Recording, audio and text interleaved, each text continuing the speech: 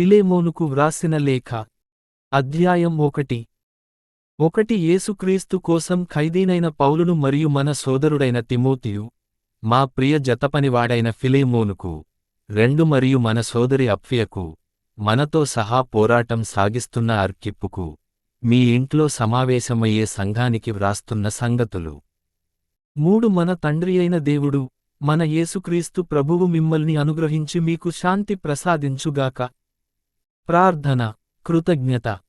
4 కాబట్టి నేను ప్రార్థనలను చేసినప్పుడెల్లా నిన్ను జ్ఞాపకం పెట్టుకుని నా దేవునికి కృతజ్ఞతలు చెప్పుకొనుచున్నాను. 5 యేసు ప్రభువు పట్ల నీకున్న భక్తిని గురించి, భక్తుల పట్ల నీకున్న ప్రేమను గురించి నేను విన్నాను.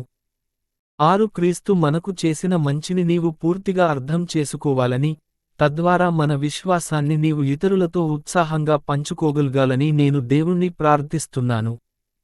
7 సోదరా, నీవు భక్తులకు సహాయం చేసి వాళ్లను ఆనందపరిచావు. కనుక నీ ప్రేమ నాకు చాలా ఆనందమును, తృప్తిని కలిగించింది. ఓనేసిము కొరకు విజ్ఞప్తి.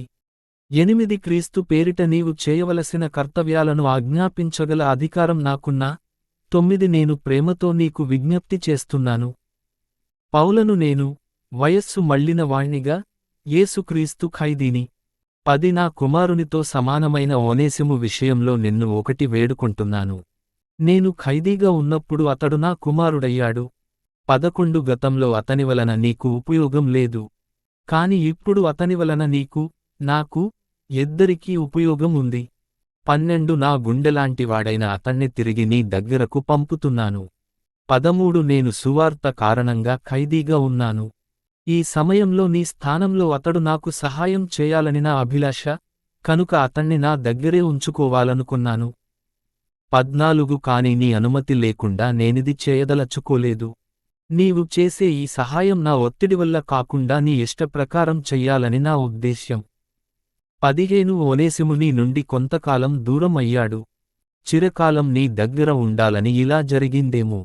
16 అతడు ఇప్పుడు దాసుడు మాత్రమే కాదు, క్రీస్తును నమ్మిన మన ప్రియ సోదరుడు. అతడు నాకు చాలా దగ్గరివాడు. తోటి మనిషిగా, ప్రభువు వల్ల కలిగిన బంధంలో ఒక సోదరునిగా, అతన్ని నీవు ఇంకా దగ్గరివానిగా భావిస్తావు. 17 నీవు నన్ను నీ భాగస్వామిగా భావిస్తున్నట్లయితే నాకు స్వాగతం చెప్పినట్లే, అతనికి కూడా స్వాగతం చెప్పు. 18 అతడు నీ పట్ల ఏదైనా అపరాధం చేసి ఉంటే, లేక అతడు నీకు ఏదైనా అప్పు ఉంటే అది నా లెక్కలో వ్రాయి. 19 నేను ఆ అప్పును తీరుస్తానని పౌలు అను నేను నా స్వహస్తంతో వ్రాస్తున్నాను. కాని నీవు నీ జీవితంతో సహా నాకు బాకీ ఉన్నావని చెప్పనవసరం లేదు. 20 కనుక నా సోదరా, ప్రభువు కోసం దయచేసి నాకీ సహాయం చేయి. క్రీస్తు కారణంగా మనం సోదరులం కనుక నాకీ తృప్తి కలిగించు. 21 నీ విధేయతపై నాకు నమ్మకం ఉంది. నేను అడిగిన దానికన్నా ఎక్కువే చేస్తావని నాకు తెలుసు. అందుకే నీకు వ్రాస్తున్నాను.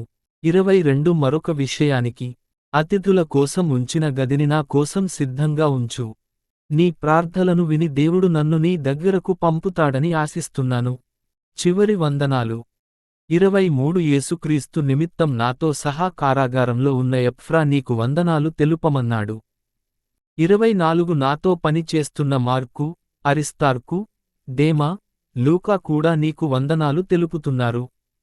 25 యేసుక్రీస్తు ప్రభువు యొక్క అనుగ్రహం మీ ఆత్మకు తోడుగా ఉండుగాక.